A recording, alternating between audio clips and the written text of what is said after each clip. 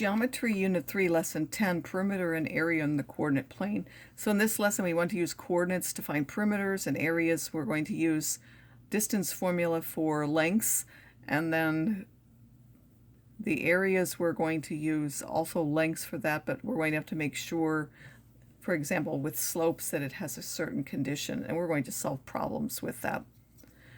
So what is the perimeter? Of course, that's the distance around a figure, so we have to find the sum of the different lengths, which you're going to find using the distance formula.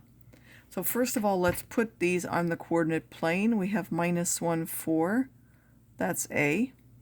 We have 4, 4, that's B. We have 3, -2, that is C. D is -1, -4, and E is -4, +1. So let's go ahead and look at what that pentagon looks like. It's 5-sided.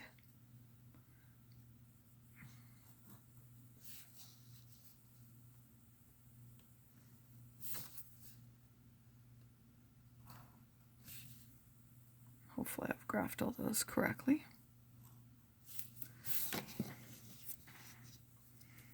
I think so. So now we have the length of AB. Again, this is just a horizontal segment, so we can just count how many squares. That's 5. I've already found for BC, this is 1 and this is 6, so 1 squared plus 6 squared will give us that. So we can either write it out with the distance formula or just use the lengths for the Pythagorean theorem. So DE is now 1, 2, 3, 4, 5 this way and 3 this way. So this would be the square root of 5 squared plus 3 squared. That's the square root of 34. The square root of 34, if you calculate it to 1 decimal, is 5.8. AE, which is this one, is now a 3 by 3 triangle. So that would be 3 squared plus 3 squared. This is the square root of 18, which is now to 1 decimal, 4.2. So our perimeter, we would add all of those together, and that will give us about 25.6 units. If they were to tell us that 1 square, by the way, was 2 centimeters, then we would have to multiply this by 2 centimeters to find out how many centimeters there were.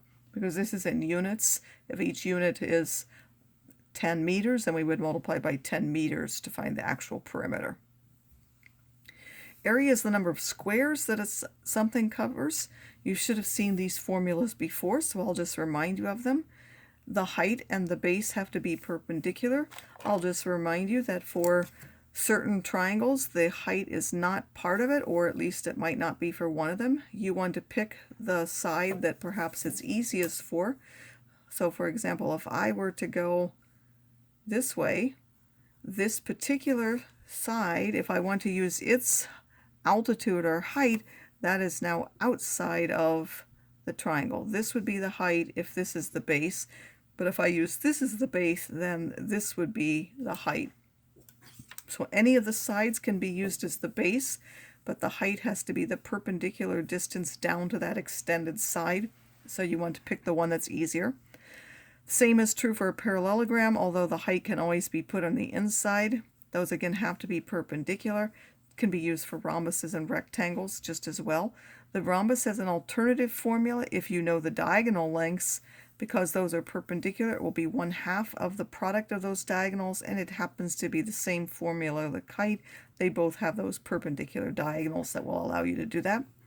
And then a trapezoid is 1/2 the sum of the bases times the height, where this is the mid-segment length, if you remember. So you're really taking the mid-segment length times that height. So now here we have an example. It says find the area of each one of these.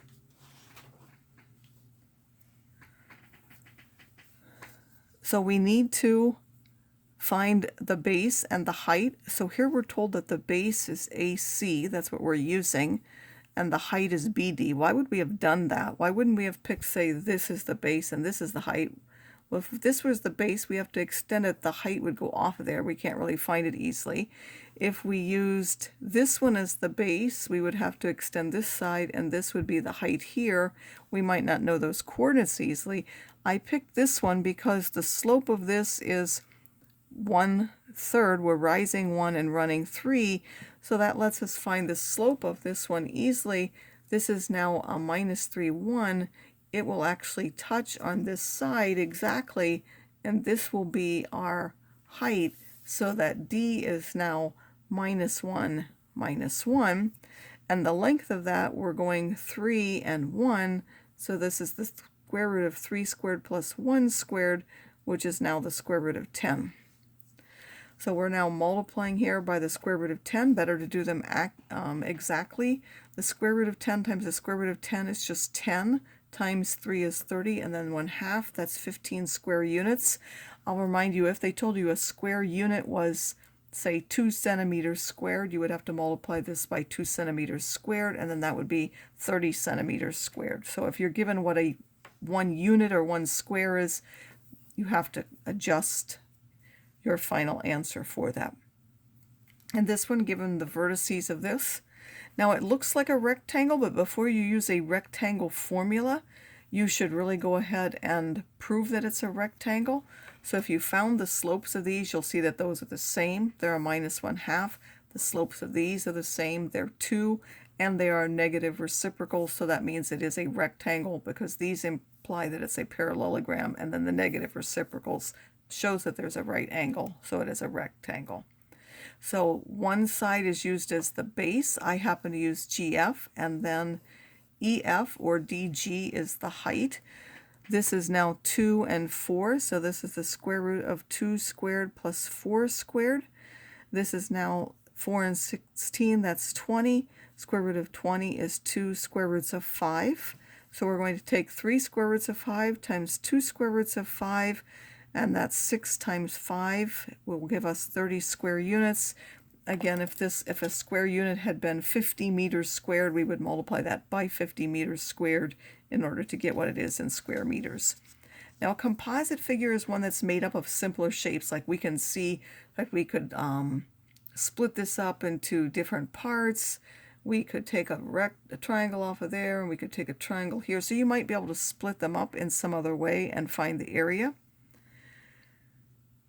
And you can simply add the parts, or you can draw a rectangle around the whole thing and then take off whatever is extra. Like here we could have drawn around there a square and then taken off these triangular areas also to find it. In general, though, if you can use one of the formulas, I'm going to require you to use that, and only for the actual more complex figures will I want you to use that method.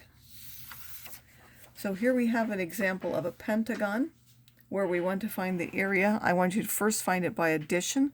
So I've shown some lines in between there. We can actually split that up into 4 parts. There's a rectangle, or you can consider it 3, because there is a triangle, and then there's another triangle. The area of the rectangle, of course, just the base times the height, since those are clearly right angles because they're vertical and horizontal lines. We have 4 times 6 is 24.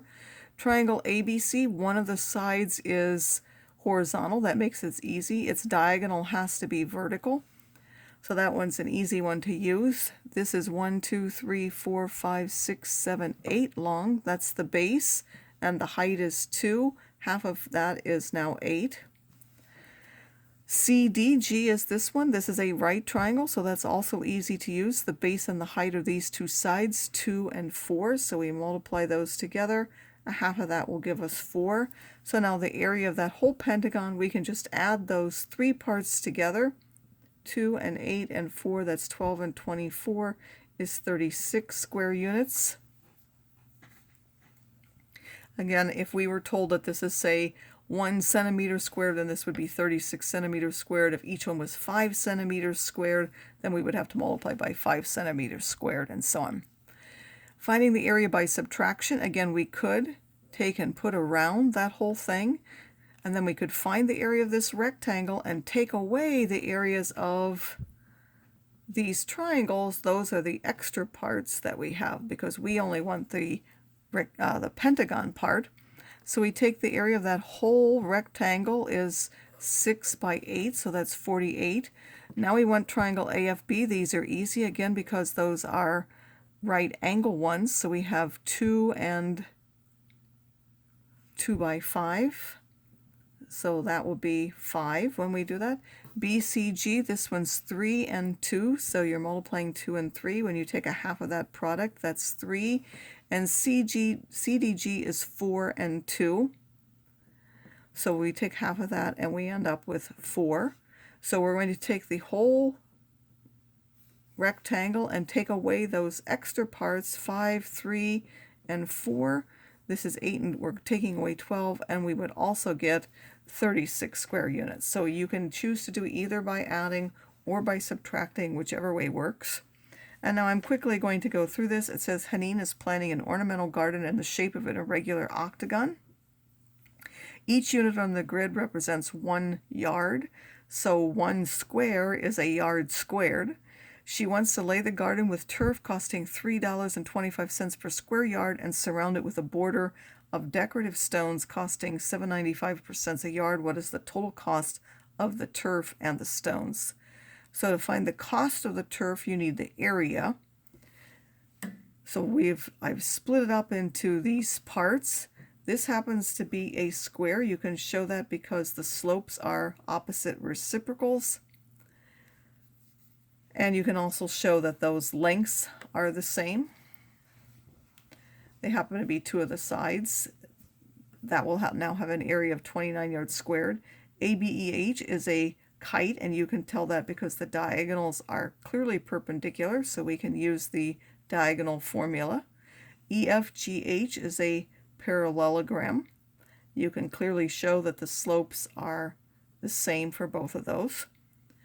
The height this would be the base, and then the height would be this perpendicular distance between them, so that would be 5. So that would be 10 yards squared. So you could add the total area, and then once you find the yards squared, you know how much it costs per square yard. You would multiply that to get the total cost. To find the cost of the stones, well, the stones are going around the edge, so for that you need the perimeter. You need each one of these side lengths, which I've already found. I don't want to go through that. You would find the total perimeter, and then the cost of that you would multiply by this to find the total cost, and then you would add those two. So you may be asked to use your area and perimeter in order to find the cost of something as well.